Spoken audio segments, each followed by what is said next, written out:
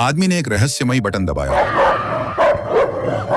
फिर उसने दूसरा बटन दबाया और इस बार ऊपर से चॉपस्टिक की एक जोड़ी नीचे गिर गई। वह बार बार उसी बटन को दबाता रहा और कुछ ही देर में चॉपस्टिक का एक छोटा सा पहाड़ बन गया। उसे लगा कि शायद यह किसी तरह का गेम है, इसलिए वह बिना रुके बटन दबाता रहा। तभी गलती से उसका हाथ एक अलग बटन पर पड़ गया।